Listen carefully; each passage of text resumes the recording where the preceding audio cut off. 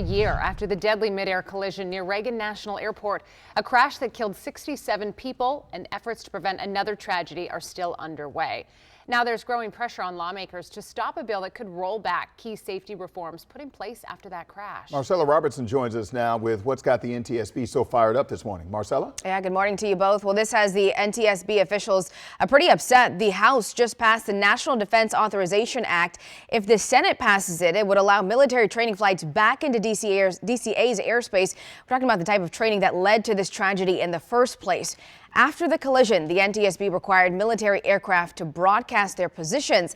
This bill would let those helicopters fly with that system turned off. NTSB Chair Jennifer Hamady and the families of the 67 victims want this language out of the bill, and they are calling this a major step backward. It's also an unthinkable dismissal of our investigation and of 67 families who lost loved ones in a tragedy that was entirely preventable. This is shameful. If this becomes law, no, I would be concerned about safety in the DC airspace. Absolutely not. I could not assure anybody. I would not stand up there and say this guarantees safety. It does not. It is a step backward.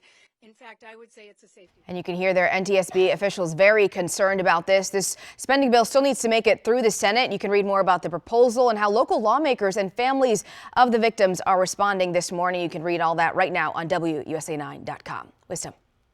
5:04 is the time right now. Here are three more items in that Defense Authorization Act. A pay raise for troops of about 4%, $400 million in military assistance to Ukraine in each of the next 2 years.